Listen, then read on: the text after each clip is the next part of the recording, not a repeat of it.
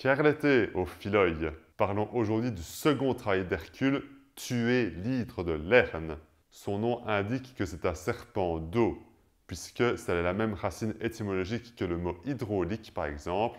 C'est le grec ancien hudorl, qui signifie eau. Bon, ok, tout le monde s'en fout. C'est donc un gigantesque serpent. La version la plus connue lui donne 9 têtes, dont une immortelle. Enfin, pour le coup, les 8 autres têtes sont pas immortelles, mais dès qu'on en coupe une, 2 autres repoussent, donc c'est pire en fait. Diodore de Sicile décrit un monstre à 100 têtes, rien de moins.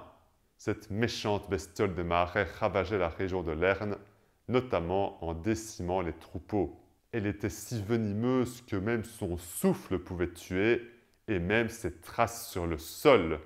Hercule jette d'abord des traits enflammés à l'hydre pour la faire sortir de son repère. Dès qu'elle sort, il l'attrape.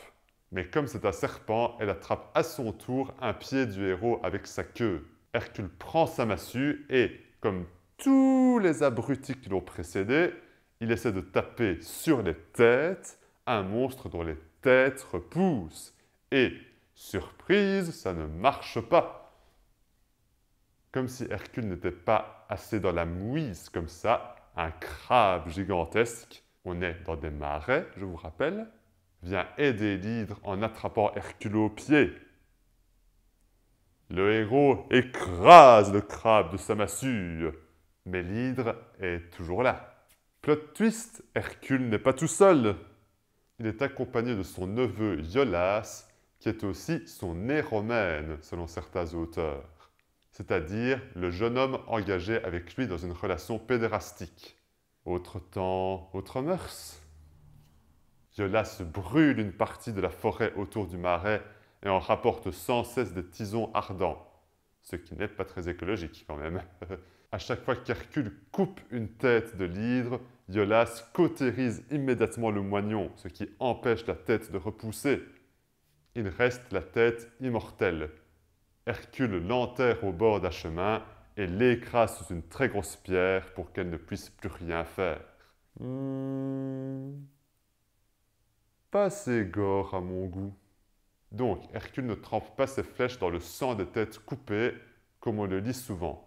Il s'est occupé des têtes, maintenant c'est au tour du corps. Hercule ouvre l'hydre, littéralement, et cherche après son foie.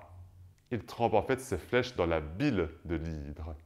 Comme tout le reste de l'hydre, cette bile est empoisonnée.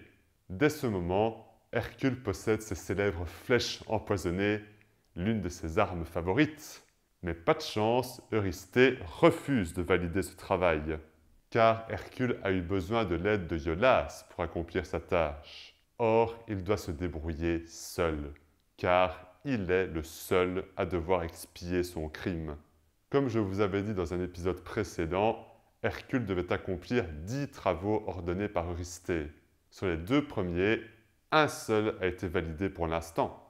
Merci à tous d'avoir suivi cet épisode. Avant de partir, on pense à faire clap, commentaire, like, abonnement, partage. Ce sera fort bien.